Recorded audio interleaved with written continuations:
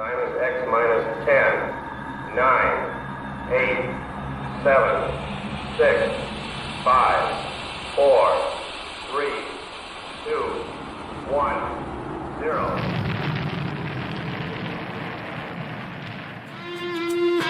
It's the Rocket Hour. Y'all are now tuned in. Time to hit the pick four that you'd love to win. If your money's coming slow, step on the faster track with your host, Ricky Pasternak. Let's go.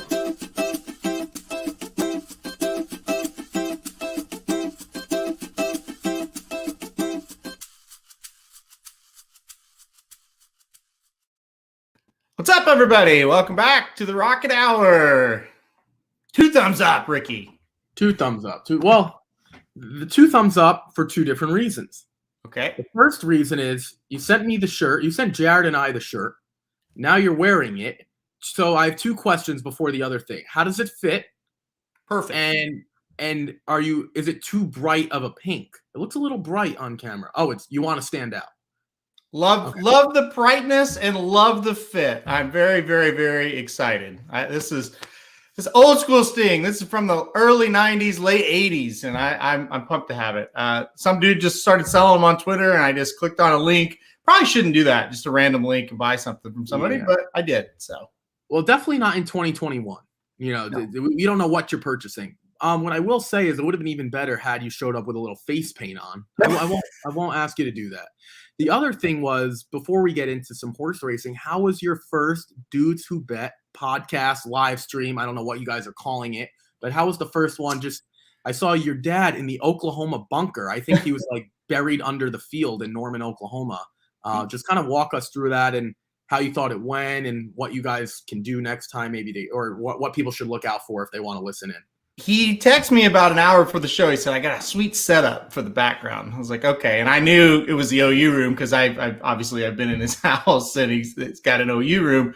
Yeah, he did a good job. He made it look good there. I thought it went well. I was glad to get that one under the belt, out of the way, so to speak. I think it's going to be a really, really good show. And we're doing previews now of the season as a whole, but yeah, when the games get going, I think it's just going to be that much better. So I was excited. I know he was excited. We both listened back this morning and kind of had some things we're going to work on for next time to make it a little smoother, a little better. But overall, I'm in a really good mood. We've been working on that for a long time, and to get that one out of the way and done and out there was great. And I think we're only going to get better after that one. So I was pumped. You listened. Yeah, how'd you think? You think it went okay? Yeah, you know what? Again, it's not your dad's fault. It was just like a Wi-Fi issue. Yeah. But again, that's not anyone's fault. We could blame technology. I thought it went really, really well. It's kind of funny that, as we do the Rocket Hour now, which I thoroughly enjoy doing, and I know you do as well, because we just BS and talk horses, and We've obviously gotten really close. Yep. It's, we've been doing this for, let's say, 8 months. You said yesterday, you've been doing podcasts with your dad, just not in a formal form. You would be doing it in car rides. You'd be doing it on the couch. You'd be doing it over the phone, whatever your platform is. So now you're just doing it for other people to see. I think that's what makes it really interesting. Like, that's why, for example, a show like Mike and Mike did so well, because it was 2 people having a conversation, but now other people can see. It's not, they didn't change anything. They didn't change their personalities. And I think that's what I got most out of it. The theme song was interesting. Shout out to Ryan. He's always good with that stuff. And I'm sure knowing him, he probably volunteered. That's the type of person Ryan is. And you said it yesterday. Everyone in their life needs a Ryan. He's just a great person, never a bad word or a mean word about anyone. But I loved it. Again, the first shows are always slow because you're just getting to feel things out. And once you get these games going, these recaps, I think it's going to be great. Just more content on the site. Yeah, for sure. And that's the thing. And he's wrote a lot of articles already for the sports site that keep coming out day by day, and just keep on checking out that. I know the Big 12 coming out tomorrow, SEC, and then Pac-12, and then we'll get into the NFL. So a lot going on. It's going to be fun. The football season especially is going to be fun for us because we follow it so closely. Real quick before we go on, R.I.P. Owendale. Yeah, that's pretty sad. Owendale passes away. Always a horse that was around in those big races. So you always hate to see that happen. And then got burnt by the other ward yesterday, and so did you, Ricky. You can relate to this. You went 3 out of 4, and you used one of the wards, not the other, and it happened. So what are you going to do? Well, yeah, I don't know if we're going to I don't know. Again, you're now the official producer of the show, which is fine. I didn't know if we were going to recap.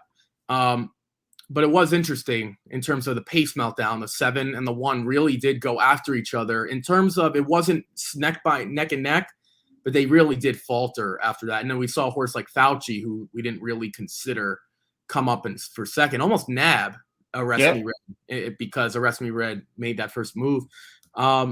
So it was kind of which angle do you play? Just the wards, or do you play it my way? Unfortunately, my way was the wrong way. And I told you, and then I was like, dude, I'm scared. I am very scared. Even though I had gotten through the first 2 legs, it's just that, I mean, you got your 4 home. The horse, that was probably the horse we ended up, probably the most logical single on the day, which we said. So we got some stuff right. We weren't horrible yesterday. I want to throw this comment up here. By the way, congratulations hitting the pick 5 and 5 out of 6 in the pick 6. Pick 5, obviously, that's very, very good. Singled the brown horse in the last, like you said. Anthony Stabile had the 2 to start off that pick 6 sequence. The reason why I want to bring that up is Andy Serling absolutely trashed him for this pick in the pre-race show. And then the horse wins. So big shout out to the Big A. Good job there. Which horse are we talking about? Which Anejo, I think, was the name of the horse. The 2 horse in the 5th race. Oh, that was Jack Sisterson horse that was going from turf to dirt. 2 turf starts, I believe. Yep. I did. For the record, I didn't like that horse, so I'm not going to sit here and say I had it. I didn't like it at all. So. No, I didn't either. I just think it's funny that Andy made fun of him so hard, and then he won. I thought that was great. So big shout out to the Big A. Bashman. I saw that too. Somebody, I didn't see it live, but somebody sent me a clip of it, and that was pretty funny. It's pretty sweet when that happens. And you and I might do that to each other a time or two, and then that horse wins as well. Pretty sweet. Makes that extra special when that horse gets up for the win. So I was happy to see that horse win. All right, let's get on, though, with what we're going to do today. The late pick 4 at Saratoga, races 7 through 10. Before we start, I'm just going to say it. I thought this was the toughest sequence we've had at Saratoga this year. I thought this was a very, very tough sequence. I think we're going to have a lot of fun talking about these races, a lot of different directions we can go. We're going to start off with a good old $16,000 claimer in race 7. It's going 7 furlongs for fillies and mares, 3-year-olds and upward. This is a large field. The 2 has been scratched. The 5 has been scratched. And it looks like there was one more. The 12 has been scratched. The 2, the 5, the 12. I used the 2 on top. And so I hated that. I hated to see the 2 scratched. But I'll kick it to you first. Still a large field, even though we've got 3 scratches here. I like to go first because I like to set the tempo. This is one of the few races we've talked about here that I have no interest in going first. I actually let you go first in one of the races yesterday, just because there was a few points that I wanted to touch on afterward. I mean, I guess I'm sorry. I won't talk anyone off a horse in this race for sure. I went with the 1 and the 8 in here. So it's, you have a different horse. Again, I won't talk you off anything. I thought this was interesting. First of all, Ramon Vasquez has done pretty well in the few starts that he's had here. I don't think he was he on Lone Rock? Yeah. Okay, so right. He's Lone Rock's regular rider. Yeah. Right, okay, so he was right. His win was on Lone Rock and he had a second somewhere else. Okay. This horse, I guess I'll talk about both. Hollywood Gina's interesting. Wins at the maiden claiming in the first start of the year. So first 2021 debut. Wins easily and then faces a horse in Honey Money that's just much better. And that group, that starter allowance group, is much better. Aaron, I think it's fair to say all of those starter allowance runners, 1 through 6, 1 through 7, would beat this field, especially with the 2 and the 5 out. With that being said, you got to ask yourself, where do we go in terms of connections, right? I don't think the connections are all that strong in this type of race, but Rob Atris has done a really, really nice job. And we've talked about David Cohen. David Cohen is more than capable of winning when he's got the right horses. I just think he's getting the 9th call? How's he supposed to win on a consistent basis? One of the things I've always said about Saratoga, the smaller riders win these types of races. Like your Benji Hernandez, if they ever win one, like these horrible races with horrible horses. I thought the 1 was interesting on the drop down, and I thought the 1A, Nikki Scissors, was interesting too. If we throw those 2 dirt starts out in her races with Richard Schlossberg, I know they were at Aqueduct and the horses aren't as good. She competed. Her 2 dirt races look like throwouts as far as I'm concerned. I mean, she's had some decent riders, right? She had Cardenas, who I happen to think is decent. Then she had Manny Franco for Rob Atras and through the claim for Schlossberg. Like, I just think, 4-1, you're not going to get 4-1. You're going to get, I'm guessing, in that 8-5, 9-5 range. That's my guess. I think these 2 make sense. And then the other one is Sweeter for Eddie Barker, Joel Rosario. If you look at the last 2 starts, and I'm always a big fan of odds, if you don't have time to watch replays, you could take a shortcut, and I don't recommend this, but just look at their odds. Their odds will tell you if they belong or they didn't belong. Now, we're not talking grade 1 races because all those horses should belong. When it comes to these types of events, the 8 was in an allowance race and only lost by 18 3/4. I guarantee the top 5 finishers would beat this field by 20 lengths, unless they have 3 legs, which I don't think any of them do. Now you're getting Joel Rosario, who rode when the horse won, rode to the 2 starts before that, and then rode through the first time against winners. It's just a lot of angles that make sense. And again, I don't know why people are against Joel Rosario. It seems to be in this company that they are. Don't get it. Haven't gotten it. Never will get it. He's probably the most talented rider in this group. I would say maybe Irad is or whatever, Jose, but more than capable to win a race. So that's why I went 1 and 8. I'm interested for you to talk about your Rudy Rod traffic lane horse, because that's a horse I didn't consider at all. I don't even have on my top 4. Well, I'm where to start? I am shocked you went too deep in this field. I am shocked that this is the race you decided to take a stand on. I'll let you speak on that in a second after I'm done. That'll kind of be the transition I want to ask you. But as far as for my picks this race, I did not consider the 8 for 1 second. The 1 I'm very high on, put second. I think either one. I like entries where either one of them can win, and I think that's a situation where it makes sense. I probably should have put that horse on top, or those horses on top, but I just couldn't get there. I like Dennis's point here. Omar Moreno is a solid apprentice. He's not Jose Ortiz. That makes the 11 interesting. I agree. I put the 11 in the top 4. I also thought the 7 Malibu Luna, a little bit of interest dropping down in class. I like the connections. By the way, Junior won a race yesterday, so maybe Junior's getting ready to turn it around. Yes, 2 thumbs up for him for sure there. Ultimately, I went with the 4 Traffic Lane. First, was trained by Todd Pletcher. Repull Stables usually when the Pletcher horses kind of like, they're not very good, we'll send them to Rudy now when they get into the claiming ranks, and that's what they did with this one. Last time out, got the lead, but was pressed pretty hard and kind of just faded at this level. I think second time out for Rudy at the level, I think this horse makes sense. I like the 6-1 price, and I think because the horse failed at the level last time, you're going to get all of that 6-1 this time. I see Repull win these races all the time. Or Repoli, I should say, win these races all the time with these kind of horses. I think the stretch out to 7 furlongs is what the horse needs. I don't think the horse is really a 6 furlong type. I think because of the stretch out, that extra furlong, it's going to help him. I think the pace won't be quite as quick. He can kind of get up there towards the front. And I think it'll be tough to pass. So I took a shot with the number 4 Traffic Lane, just a $5 wager, though. This is the race I'm least confident in. I think a lot of them could win. So I'll kick it to you again, kind of what I was hinting at. I would spread in this race for sure. You go too deep. Kind of tell us the reasoning why just going too deep to start us off here. Okay, well, first of all, I'm really happy you corrected yourself with the Repoli. I almost jumped jumped through the screen. I was like, he knows better than that. But to your point, how about I'm going to answer your question with a point you made. You talked about 2 horses with the 1 and 1A. So I'm kind of looking at it as like I'm kind of getting 3 horses. I'm getting 2.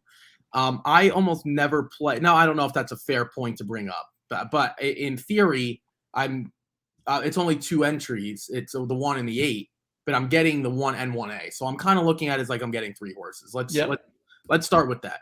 That's not the whole thing, but I looked at it in these types of races, in my opinion, I look at it as a process of elimination when the horses are really bad. Because to be honest, if you're at the 16,000 level, which is the lowest level at Saratoga, there is no lower. If you want to run for lower, you have to go to another track. Can't do it here. You're going to find a lot more negatives than you are positives. I think that's fair to say as well. So I look at it as say, it's almost like how many negatives can I make for this horse as opposed to how many positives? Because we're not making positives. If we could, they would be running at a higher level. For me, I thought the one, we haven't seen, this to me was like a new shooter type of thing for the one. I like the one much more than I like the 1A. The one we've only seen twice on the dirt, twice this year. This is now the second off the layoff as well, dropping in class. And you know better than me, the way Rob Atras is going, I'm sorry, Danny Gargan is going, not Rob Atras. You're not leaving him off tickets. Kind of like you're not leaving Mike Maker off tickets, especially in these spots where the horse might be questionable. The other thing is, I thought Ramon Vasquez getting the mount for Gary Siaka was interesting because Gary Siaka is a small barn, small trainer here in New York. Ramon Vasquez is like never here. So I thought that was an interesting move. The 8, again, is just dropping, but we've seen this horse one time at this level. That was over a sloppy track. Horrible. 2 races over a sloppy track or wet dirt, whatever you want to call it. Or races taken off as well, because the debut was taken off last September. Doesn't really have much to show for it. Now getting Rosario over Manny Franco again. But that horse lost to Amity Island, the 5, who I was really high on in this spot. You were high on the 2. I was high on the 5. I was high on the 2 and 5. I was only going with the 2 and the 5. So I thought those were much better. I just didn't really find anything I liked at all. And again, about any other horse. I'm with you on the 4, but this is the point I would make. Sitting in a decent spot, you're right. Stretching out is better to 7 furlongs. It's somewhere in the middle of where she wants to be. I'm not really sure what her excuse was last time out, other than it was 22-1. Now, granted, she wasn't the favorite in that race. That's fine. But she was inside, had the spot, had position, and it didn't come through. Again, is she impossible? Absolutely not. I'm not going to sit here and say I hate the horse because I respect you way too much to ever do that. It's just like I'm getting 3 horses in my mind, and I thought the 8 was just going to be tough to beat. If she runs anything close to anything decent at an allowance level, I'm not sure anyone could beat her. And it's interesting that you didn't use the 8. So it's going to be interesting. In this first race, either you saw it really wrong or I saw it really wrong. We were going to split apart really quickly. Should I be going deeper?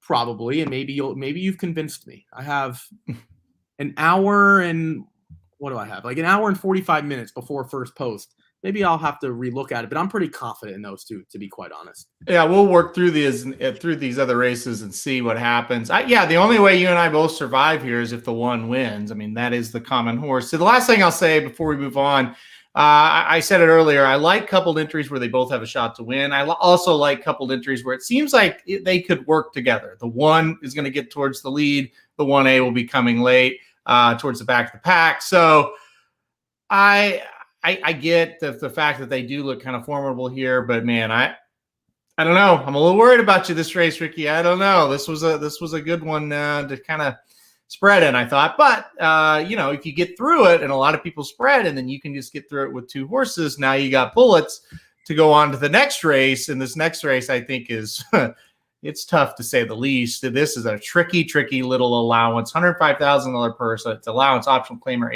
$80,000 for 3-year-olds and upward. We've got a field of 6. Andy Serling tweeted out on Sunday morning, I think that was, Ricky. He was already looking at this race on Thursday. He said, this race has no speed. I have no idea what's going to happen with the pace. He was right. This is a very tricky 6-horse field. Doesn't look like a lot of speed. I see you went 3 deep here. I agree with all 3 of your horses, so I think we saw this one the same, so I'll let you kick it off. Well, you knew we weren't going to see too many races differently since we're pretty much on the same page, like for the majority of them. So you used, okay. So I'll talk about the 2 you didn't use. Mijos is interesting, as Vinny says. What do you make of Gunnett?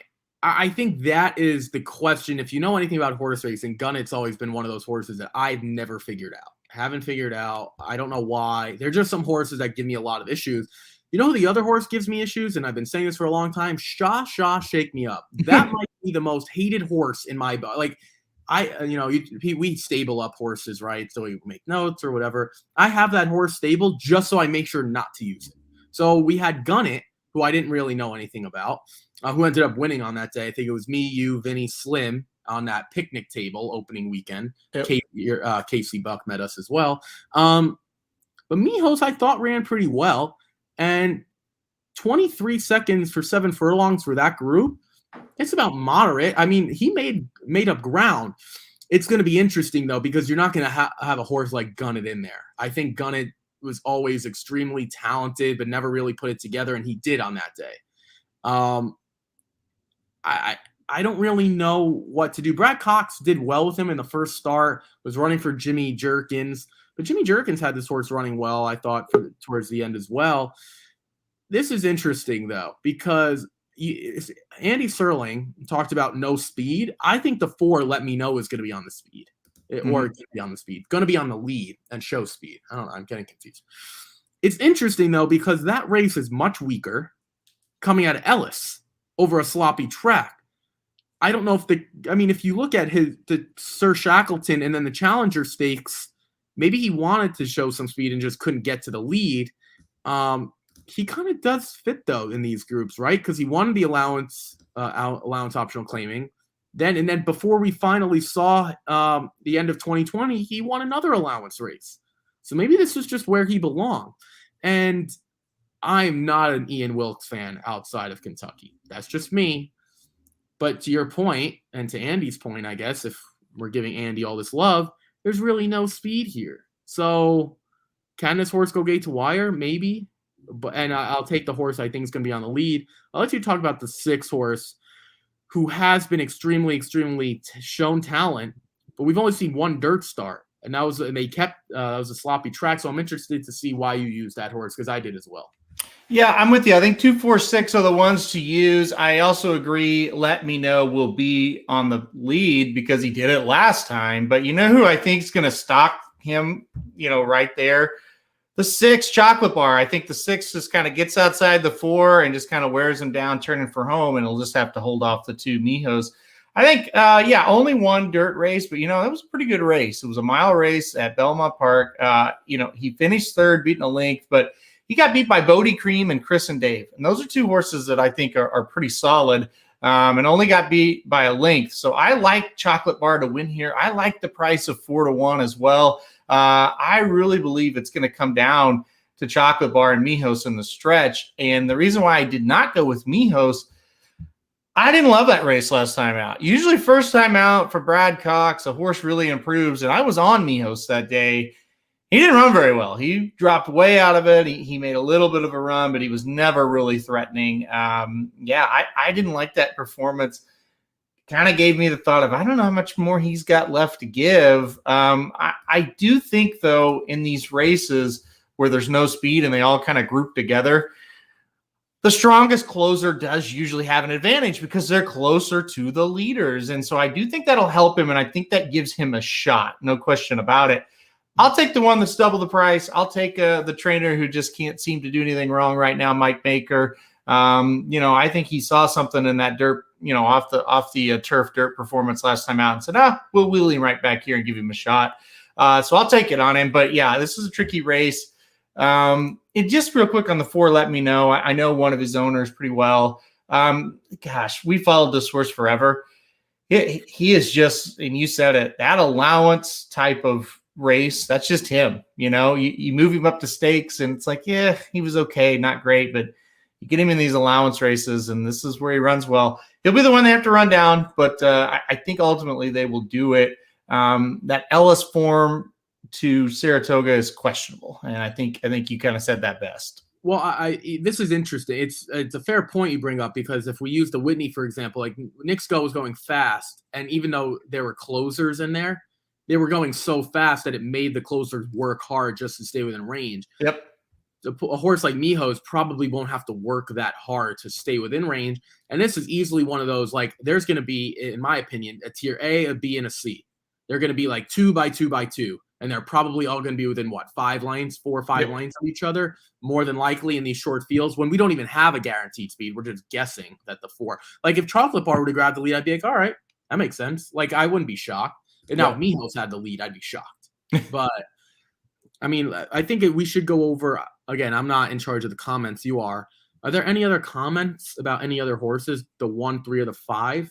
That No, just that Dennis loves our plays. I mean, that's and that's usually, there's one he throws in there. The 1 has no shot. The 3, finished second to Let Me Know. So if you use Let Me Know, do you really need the 3? Shoplifted, I mean. Well, I don't like his race against Answer In. He Answer In just ran at Saratoga and was dreadful. Yeah. So there is what I do. Shout out to Dennis though. He sent me a picture of him and Donovan Mitchell at church at the other day in Louisville, Kentucky. So very cool. Very, very cool. I should have maybe showed that. Shoplifted. I mean, yeah, there's nothing to add about that horse at this point. I mean, again, Answer a race. I guess maybe his first race of the season, he finished lost by a neck to Special Reserve. If he could get back to that, but he's been dreadful these last 3 races. It's been bad. Well, how about the case I'll make to you in that race? They went 6 furlongs over a sloppy track in 21-3.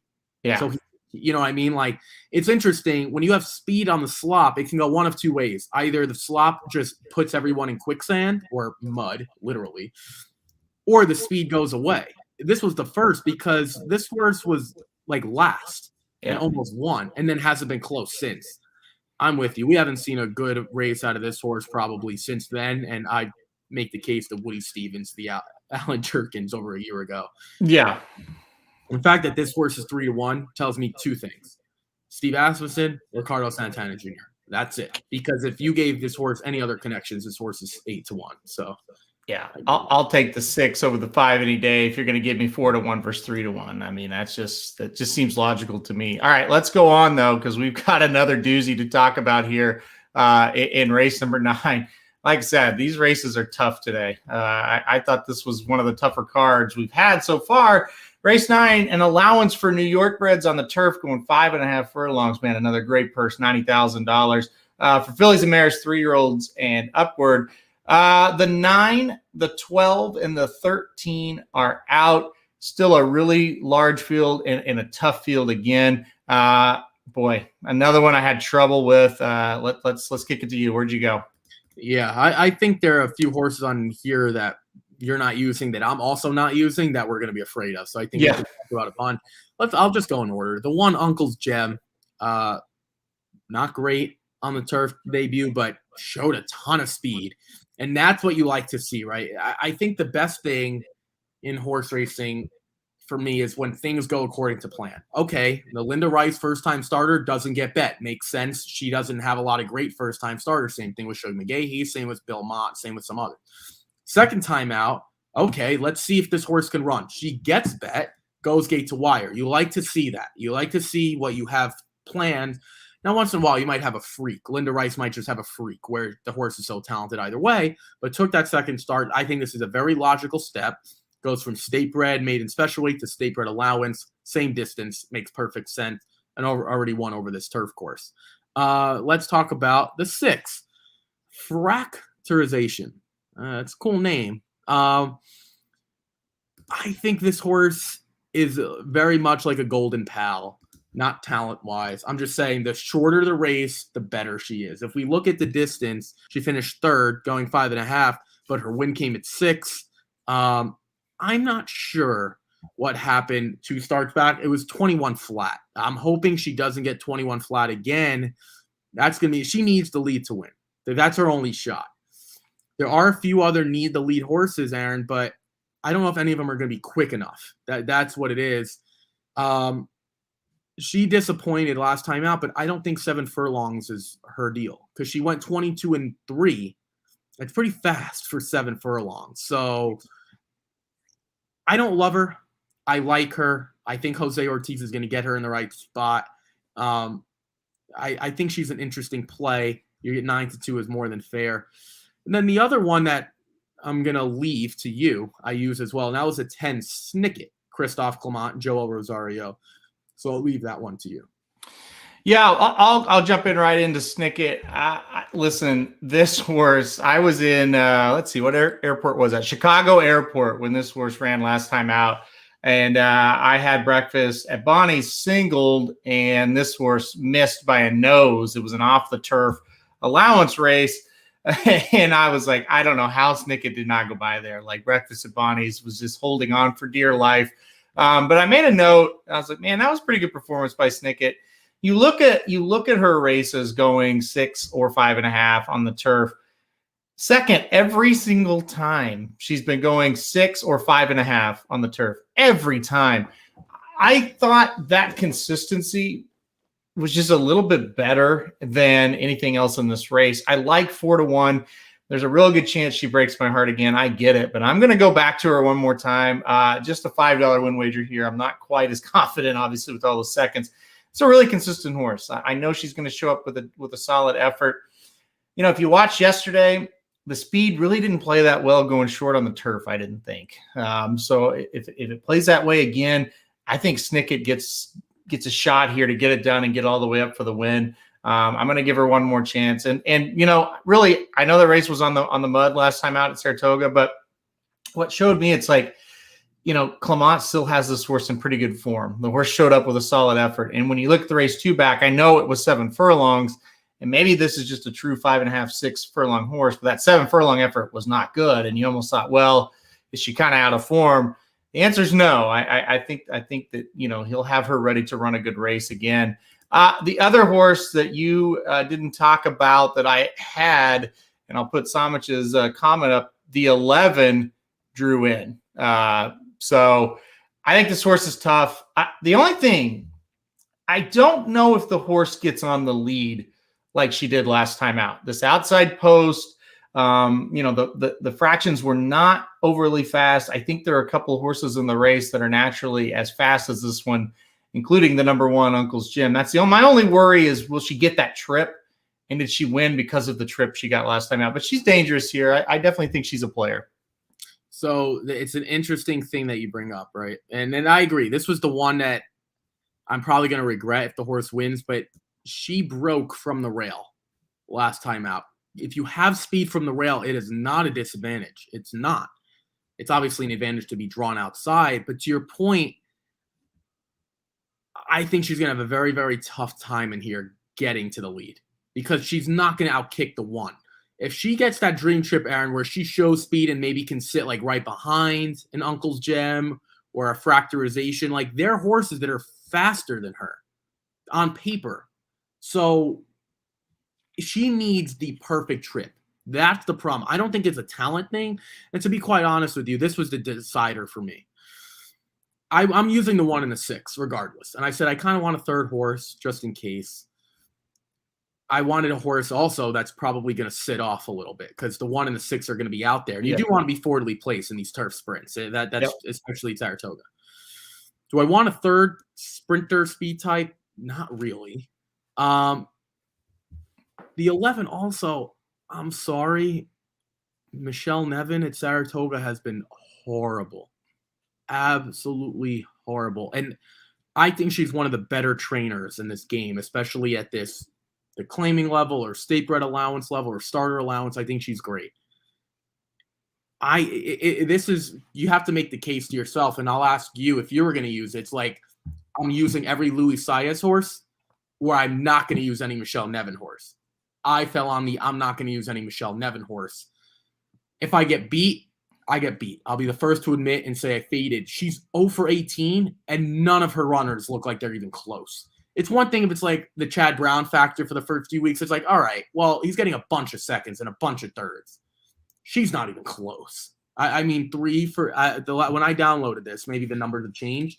She's only been in the money at 17%. Yeah. One of those was seconds. So I've gotten burned before, like Tim Hills has won here, Chad Summers has won a race, but more times than not, and this is one of the biggest things I try to preach, you will lose money more times than not using those types of horses. Maybe she's just better. Maybe Get to the Candy is just much better in 2021. And if that's the case, she's going to beat this field by a few. If she took a huge step up from 2020 to 2021, I think you would agree she's going to be tough to beat. This is not the easiest allowance field, and I don't like the post. There are a lot of things going against her. If Louis Saez was anyone else, Manny Franco, we wouldn't even be considering this horse as far as I'm concerned. So I had to part ways somewhere, and this is where I parted ways with her. I think if you like the 11, you can trust that Saez is going to put the horse in the right spot, and I think that definitely is a booster, so to speak. And also, Michelle Nevin, if she's that cold, but the hottest rider in the country or at the meet is jumping on, it does tell you that horse is probably set up to run a pretty good race. So there are some positives. I get the negatives as well. Going back to Snicket, he means blinkers on. For Snicket today. I think that's another angle for sure that they may have said, hey, Rosario may have jumped up the horse and said, put the blinkers on and he'll pass him this time. Hopefully. We'll see. I have a point. Oh, we'll talk about Dennis's point, and then I'm going to make you smile after this. Okay. Dennis is talking about the 2 horse. If the pace collapses, maybe picking up some pieces late. I don't know how much she can pick up. What I'll say about the 2, Dennis, we don't really know what this horse is. We saw this horse as a 2-year-old, haven't seen yet as a 3-year-old. Potts, numbers off layoffs, not great. This horse 2 races back did kind of close up nicely into some fast fractions and win. I think you're going to see a decent pace here. This is the unknown. I would demand every bit of that 8-1 if you're going to play this horse. But there's enough unknown here. If you want to just take a swing and you just don't like anybody else, I could see the 2. There's a case to be made there. So this is my issue with the 2. Now, for example, I completely agree. There's an unknown. She's an unknown. War Dancer, first of all. I don't know what they were. Okay, I'm going to say this again, and I'm going to get very pissed off. What was this horse doing in that New York State Bred Stakes race? I'm sorry. The fact that this horse was 11-1, or sorry, almost 12-1, is a miracle. This horse probably should have been 1,000-1. Just doesn't make any sense. No dirt pedigree to speak of. Mm-mm. And that was the way you capped off your 2020. I mean, but to Dennis's point, if you think this thing is going to collapse, that's fine. The problem is these turf sprints, even if they do collapse, they're usually won by the horses that are sitting 3rd, 4th, and 5th. It's not usually horses from way out of the clouds, unless you get like a 21 flat. I would hope Irad Ortiz Jr., Jose Ortiz, and I guess if you want to talk about the 11 with Luis Saez, they're not stupid enough to push each other to a 21. I would hope that they're not. So I don't want anything to do with her, and I don't really want much to do with Wayne Potts either, to be quite honest with you. After that, I mean, it's a sign of 2 things: naivety. Well, I think that's the word, naivety, or being naive, or just plain stupid. Because this horse had nothing to do, and now first start off the layoff. The thing I wanted to make you laugh about with the 11, you have an ice cold trainer with a red hot rider.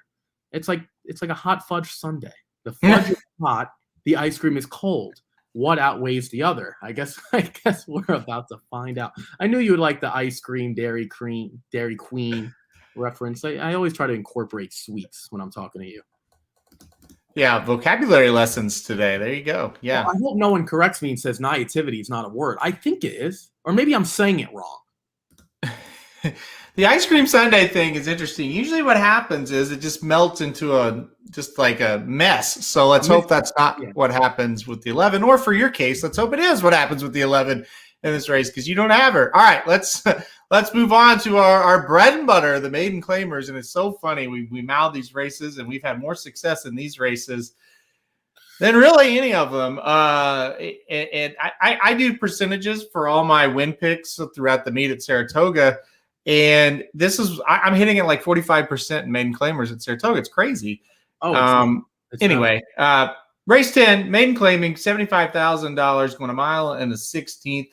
For 3-year-olds and upwards here on the turf. So, here you go. Naivety is the word, I think.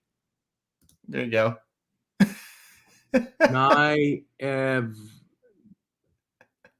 All right, well, we could agreed on that last comment that I'm cultured. Naivety? What?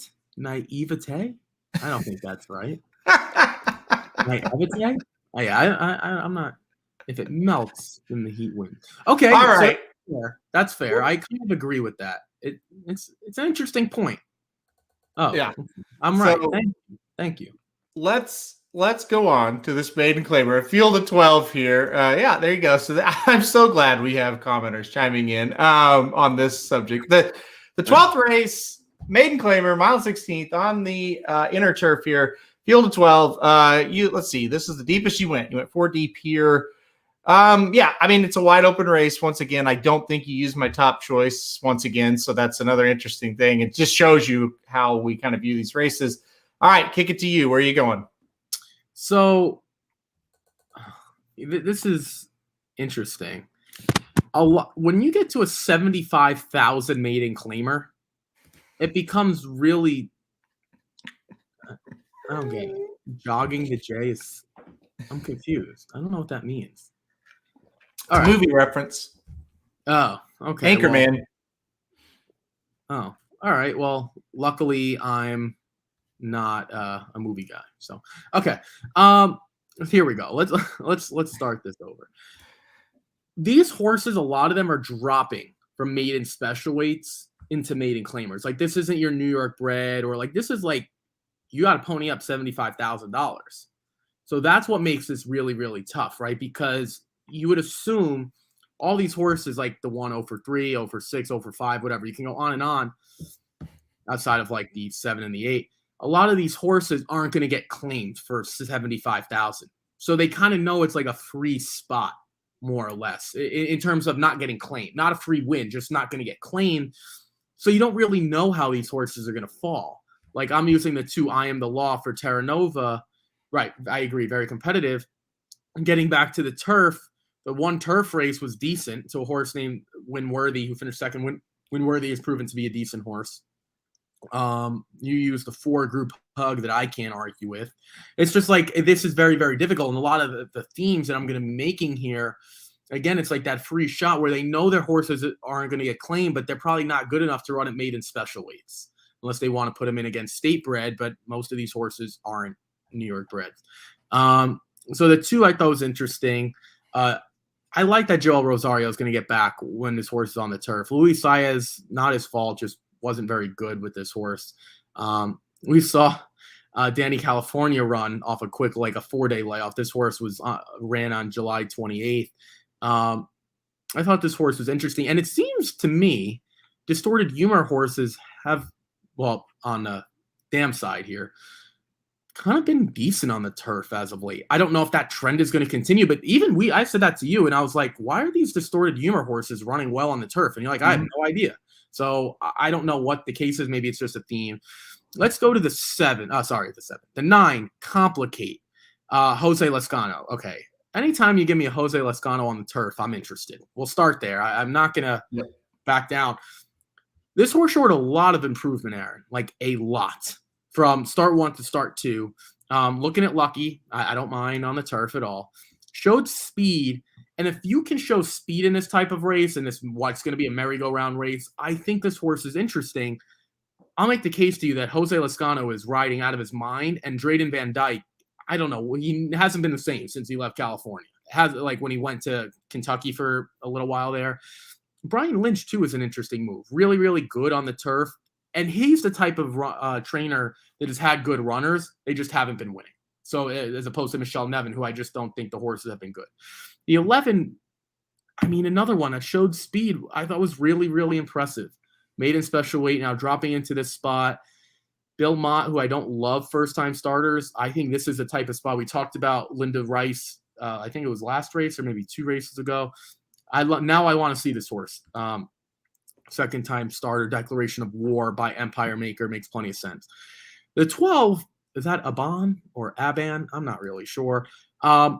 First time on the turf. Right, there we go. The 12. Again, I don't have to worry about hot and cold mixing here because you have a hot trainer and a hot rider. So I don't have to worry about that. Ducal and Askin for a Baskin, those are 2 horses that, where are we going to see them, Aaron? We're going to see them in the Saratoga Special on Saturday. Those horses are much, much better. First start of the year there, second start on the turf. You got to ask yourself, is this like we don't really know what we're doing? We don't have an idea, so we're putting him on the turf? Or Todd saw something and said, let's get this horse on the turf. I'm not sure, but I don't want to doubt him. So I went with the 2 the 9, the 11, and the 12 here. What's crazy about this is I was listening to you. We have one horse in common in our top 4. We see this race completely different. We agree on the 12. I'm with you, and we've seen Pletcher, win with horses. Yeah, he's won with some prices, right? So I don't doubt Todd, and I think moving to the turf, it could just be a last-ditch effort, but he's bought horses to win usually, so I'll trust him. I don't necessarily hate the horses that you picked. The 3, just real quick, I think the Chad Brown angle, dropping down in class. First time as a gelding, coming off a layoff. Irad aboard. I don't know. I think you need to be worried about the 3 a little bit. And we've seen Chad win these maiden claiming events, a couple times here lately. The 5 coming from Churchill Downs, turf debut last time out against maiden special weight. Wasn't too bad. Got 4th, beaten 5 1/3. And then Ortiz jumps on for McPeak, and I thought, well, that's a pretty darn good angle here. So I thought that horse was interesting. Now, let me get to my top choice, the 4 Group Hug. This is a strange horse, right? First 3 starts for Ian Wilkes, all on the dirt, didn't run all that well. Moves to the turf for the 4th start for Ian Wilkes and got 2nd, beaten 3 3/4. But to me, it was an improved race from the dirt efforts. Then shows up for Mike Maker. 3 more efforts on the dirt. None of them really good. Maybe the first one, but after that, it wasn't great. Last time out, they finally are going to put this horse back on the turf, but it gets rained off. They keep him on, 3rd, beaten 9 1/4. Finally, the horse gets back to the turf. I'm just going to give this horse a shot. I mean, I think Maker, as hot as he's been, everything's running really well for him. It's a race that they all look the same. I'm going to take a shot with Maker, and I think Ricardo, he sneaks in here sometimes for Maker, and they win at decent prices. And I think it could happen here. So I kind of liked Group Hug. I kind of think sits that pocket inside trip in about 4th or 5th, makes a move. I think Group Hug's going to get it done, and I think we're going to get every bit of 6 to 1. So I took a shot with him. Another race I'm just not excited about really to bet as far as bet a lot of money on, but I do think we can bet a little and make a lot in this race. Yeah. In terms of your win bet, I don't agree with the horse, but I agree with the price. And that's what I think that's a big factor in here. You shouldn't be taking – this is going to be interesting. Can we scroll up to the top 4 for a minute? I just want to make a point. Yep. The 3 is 3 to 1, Chad Brown, Irad Ortiz. If you want to take a favorite in this race, I would highly, highly not recommend that or highly dissuade you. This does not have a favorite. I think, Aaron, you would agree. This does not have a favorite written all over it because the only thing you could say is, okay, dropping it for a tag for the first time. We haven't seen this horse since October 8th. So I don't know. I really, really don't. I wouldn't talk anyone. Honestly, I think you can make a case for how many horses do we have in here? 12. I think you could make a case for 8 of them. Yeah. This is really, really tough. I probably could have gone deeper in here. I'm going to stick to it. This is interesting that the 7th race, you said I should maybe think about going deeper. I think you can make the same case here. The difference is we kind of know in the 7th, what those horses are, their best, which isn't much. These horses, we kind of don't know. To be quite honest with you, they're all 3 and 4 for the most part. I don't think we have any 5-year-olds. No, we don't. So maybe they get better. We've seen some horses take off drastically from year 4 to 5 or whatever. So, and some horses like the 7, the 8, the 9, the 10, have 1 race under their belt. So it's extremely, extremely interesting. Do you have any comments that people wanted to talk about? Or yeah, so Dennis is making a strong case for your 9, saying that maiden claiming race was very, very tough for a maiden claiming event for sure. And so he thinks the 9 live long shot, there's a lot of other speed, which is true. There is a lot of speed in this race. So I'm not going to talk you off the 9. I know that much, but you could, like I said, you could really make a case for all 12. It's a crazy race for sure. Well, I want to ask you, who are the other horses that you used if we only have 1 in common in the top 4? I laid them out. I used the 3, the 4, the 5, and the 12. Those were the 3, or the 4, excuse me, that I used. I really, like I said, I like when Ortiz gets aboard for McPeak. I think that's a telltale sign up at Saratoga that the horse is doing well, spotted well, things like that. I talked about the 4. And then the 3 with Chad Brown, I don't think you should be, scared of using Chad Brown in maiden claiming races. He's been winning them up here. First time gelding, long layoff. I mean, you could see an improved performance out of the 3 as well. So, and then the 12, like I said, for the Pletcher factor, we've seen him, win with horses that look similar to this on paper and then go out and win at a price. So 3, 4, 5, 12 is how I saw it. Yeah, this is tough, like, because these horses are all in for a tag, and I would be shocked if many of them get claimed, especially the ones that I'm using. Like the 2 we've seen 6 times. The 9 and 11 are different. The 12, do you want to claim off Eclipse Thoroughbreds and Todd Pletcher? That might not work out well for you in the long run. that might not be a relationship you want to hurt. But it's like your 4, 8 starts, like that horse isn't going to get claimed more than likely. Yeah. Like, maybe you got a shot with like the 8, 9, or 10 because they're 1 or 2 starts. Maybe they get better. So Dennis says McPeak was why the horse on the dirt for so long. My numbers on Brisnet has a much better turf number. It took them 4 starts to try. The only reason I didn't use the 4, and I had that horse 5th, so it's not like I thought that horse was garbage. That 90 for Ian Wilkes was the 1 turf start, a time form number. The time form, to me, is the 4 good enough to run a 95 plus on the turf? That's what you're asking. We only have 1 turf start, so you can make a case both ways. We don't know, and it's possible. The dirt starts have been good enough. Like, if you were to put this horse on the dirt in that spot, I'd really like. But again, Ricardo Santana, Mike Maker, like, that's never a bad duo anyway. So yeah, Dennis is referring to the 5 here, and the answer, I think, Dennis, is the first word of your comment is the answer why it took four times to get this horse on the turf. And I'll let you guys decipher what I mean by that. Pretty self-explanatory. All right, sum us up, and then we're going to talk about. We've got one more comment I want to throw up there, but it's about a different race. So sum us up. Sum up your ticket for us here, and then I'll do the same. All right, I went with the 1 and the 8 in race number 7. Again, Aaron made the case for me, or not the case, made the point that I'm really getting 2 horses that I legitimately think can win between the 1 and 1A. It's not a single entry that has a couple entry label. So in my mind, I'm really getting 3 horses, even though 2 are entered. I thought the 2, 4, and 6 were interesting in race number 8, which is the second of the sequence. Let's see what happens there in terms of speed, how close Mijos is, and things like that. I expect Brad Cox to have this horse the best that he can be. If he's not going to win here, he probably isn't good enough, but the 4 should be on the lead. And you like the 6 Chocolate Bar. I have nothing against that horse. I had the horse second. Then I went with the 1, 6, and 10. I think Uncle's Gem. Again, I laid the case out for Linda Rice second time out. She followed suit and won. I think she's extremely interesting. And the 6 Fractorization, the shorter, the better for me.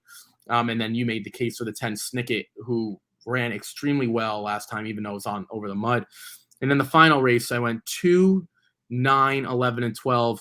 Honestly, this is the toughest race, I think, of the bunch. Again, a free shot in terms of the claiming tag in my book. I don't think many of them will get claimed because a lot of people don't want to put up $75,000 for horses that may never win. So that's where I'm at. 2 by 3 by 3 by 4, $72 for 50 cents. It's a $36 ticket. The key to horse racing is to make your strong opinions count.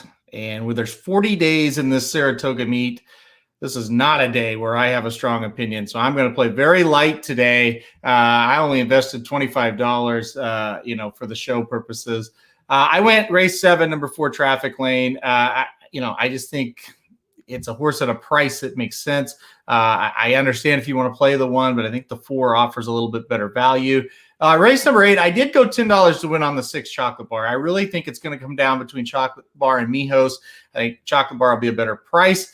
And I wasn't real impressed with Mijos's last race. I did not think it was good. He's going to have to move up for Cox this time. He certainly didn't last time. Race 9, I went with number 10 Snicket. Blinkers on, as one of the commenters said. That was a point that I forgot. But just another $5 wager. Not overly excited to play Snicket. Too many seconds, but I do think we know this horse is going to come with the run at the end and at least kind of give us a hope. And then race 10, I went number 4, Group Hug, finally getting back to the turf. The one turf effort I thought was pretty good. Again, another small wager on this horse, though. I'm treading very lightly today. It's okay if you don't like a card to kind of tread lightly compared to when you really do like it, say when Nick's Go's running. So number 4, Group Hug to round it out for me. So hoping getting back to the turf and obviously hot connections with Maker and Santana can kind of get the job done in the last race. All right, last thing I want to talk about before we get off today.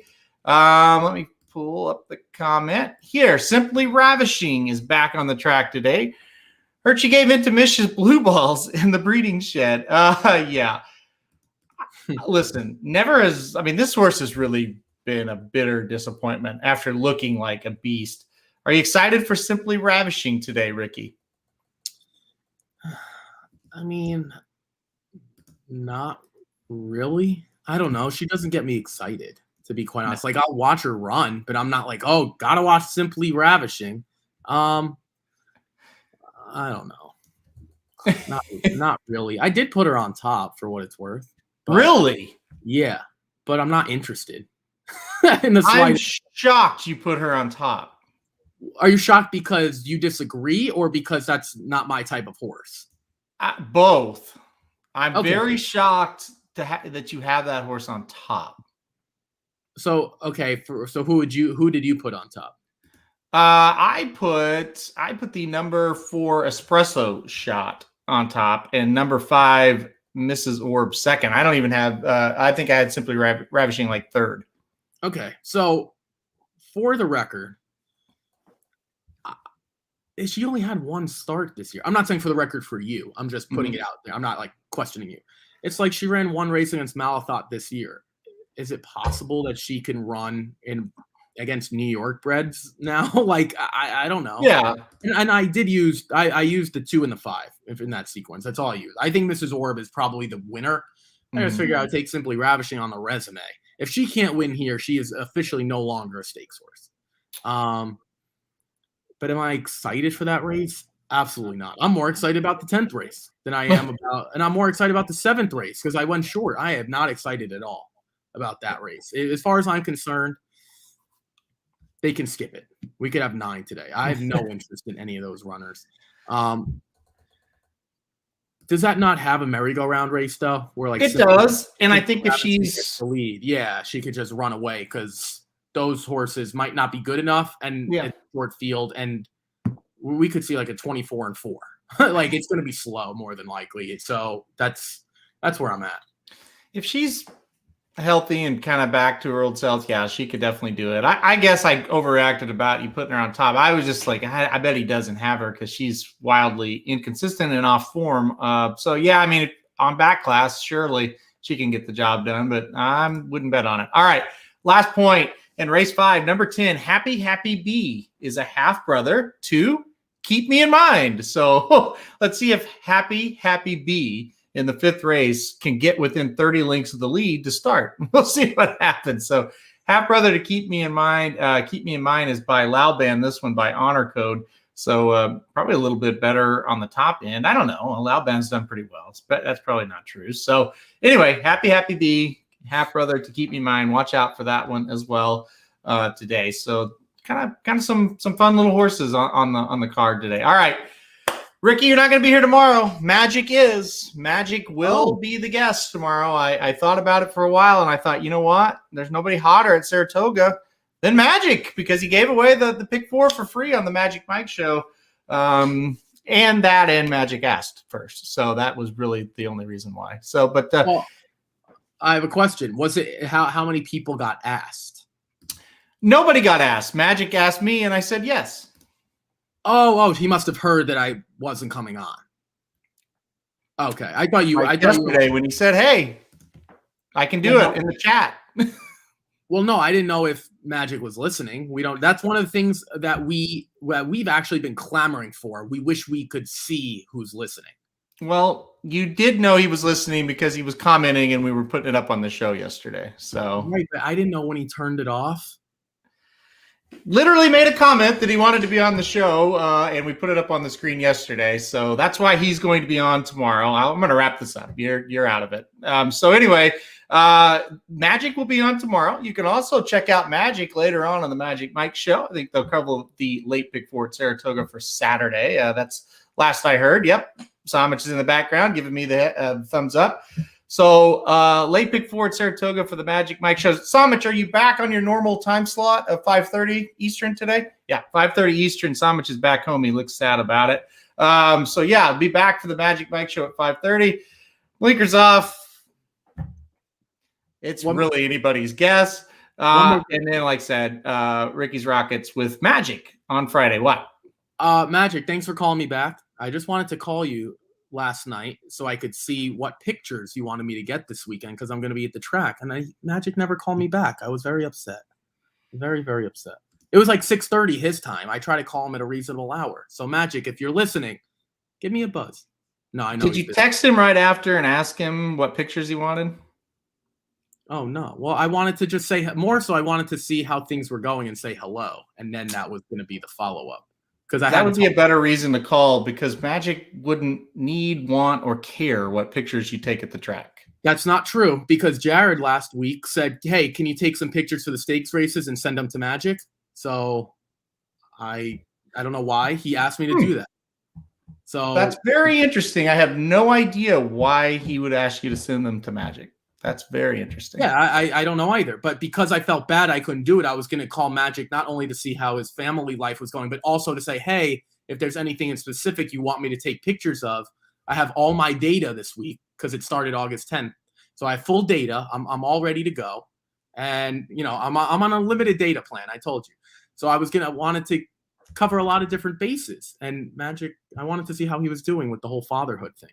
I can't even imagine why Magic would want pictures from you, but that's I don't know either, but Jared asked. So okay. Well, there you go. Well, you explained yourself there, and I'm gonna have to take back the thoughts in my mind of this guy is an idiot. So that was mean. That was mean. Very, very mean of you. But it was very, very true from my standpoint sitting here. But anyway, but it turned out to be false, so that's great.